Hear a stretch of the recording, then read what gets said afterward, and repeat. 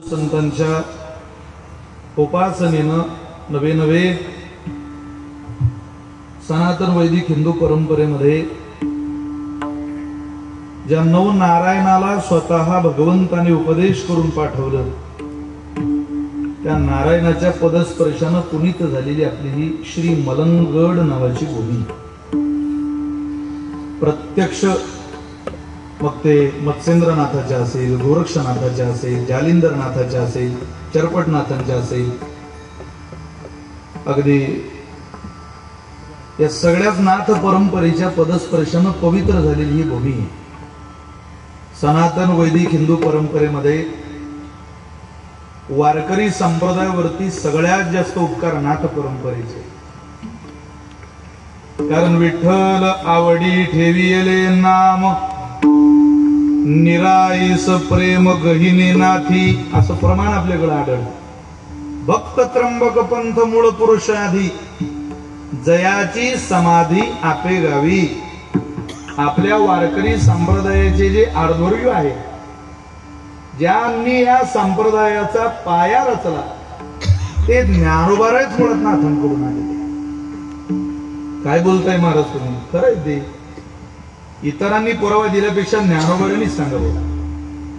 गहिनी प्रसादे निवृत्ती दातार ज्ञान देवा सार चोजविले. मचिंद्राने बोध गोरक्षासी केला गोरक्ष ओळला गहिनी प्रती. ज्ञानोबारांची आजी, तिचं नाव मीराबाई आहे. मुलबाळ होत नाही. नवऱ्यानं 12 वर्ष गायत्री माते गोदावरी मातेच्या त्या पात्रामध्ये बेंबीपर्यंतच्या पाण्यात गायत्री मातेची पुरस्चरण केली. सतत 12 वर्ष. 12 वर्षानंतरचा तो कालावधी त्यांना प्रसाद देणारा ठरला.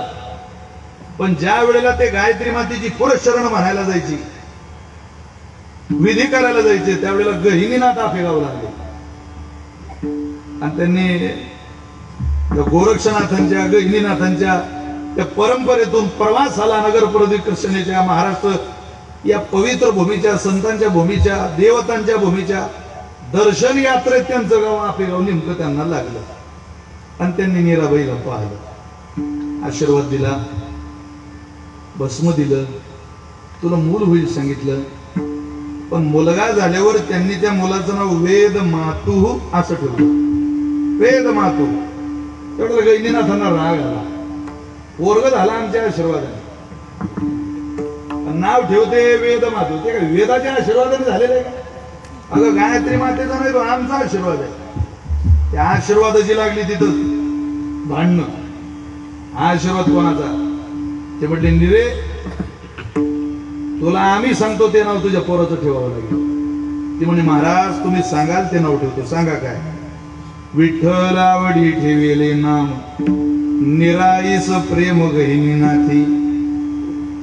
ज्ञानोबारे म्हणतात माझ्या आजीनं जर माझ्या बापाचंच नाव विठ्ठल ठेवलं तर याचा अर्थ माझ्या पूर्वजांचं नाथांवर प्रेम होतं. त्याच प्रेमाच्या आधारानं ज्ञान निवृत्तीनाथाकडे आलं. निवृत्ती प्रसादे मी गोवडी गो आणि अपराध तो आहे जो मी गीतार्थ कवडू पाहे. या गीता माऊलीला सार्थ करण्याकरता ज्ञानेश्वरी माझ्या मुखातून जर बाहेर येत असेल तर हा नाथांचा, निवृत्तीनाथांच्या संबंधातून आलेला प्रसाद आहे. निवृत्ती प्रसादे मी गोवडी व ज्ञानोबा म्हणतात. तेव्हा आम्ही गोवडी झालो. त्यामुळे वारकरी संप्रदायावर ज्या उपकाराच्या स्थानांमध्ये काही विशेष स्थानं मोजल्या जातील त्यामध्ये मुंबई प्रांतामध्ये आल्यानंतर वारकरी संप्रदायाच्या प्रत्येक साधकाला या सनातन वैदिक हिंदू परंपरेतल्या वारकरी संप्रदायावर कुठंतरी उपासनेनं सिद्ध असलेल्या या मलंगडचे सुद्धा उपकार मानावे लागतील. इतकी ही पवित्र भूमी. हे उपासनेचं स्थळ आहे, हे प्रार्थनेचं स्थळ आहे. आणि त्या प्रार्थनेच्या स्थळावर गेल्या काही शतकांपासून, गेल्या काही वर्षांपासून थोडस तुमचं माझं स्वातंत्र्य हरवल्याचं काही काळ आपल्याला जाणवलं. पण पूर्ववत भगवंताच्या इच्छेने, गडाच्या इच्छेने तिथं आपली सेवा स्वीकारल्या जाते, आपल्याला ते अधिष्ठान मिळालेलं आहे. आणि काहीच कालावधीत प्रार्थना करूया भवानी मातेला. भवानी आई शक्ती देई, आई भवानी शक्ती दे, मुक्ती दे, आई भवानी शक्ती दे, मलंगराला मुक्ती दे. या प्रार्थनेनं आपण सगळे भगवतीलाच आराधना आहे. ही घोषणा सुद्धा मला मनापासून आवडली. ती घोषणा शासनाच्या दरबारात नाही महाराज, ती घोषणा आदिशक्तीच्या दरबारात आहे. जिच्या दरबारात तुमची घोषणा आहे त्या शक्तीच्या अधिष्ठानावर थोडीशी सेवा करणारा आजचा साधक कीर्तनाला उभा आहे.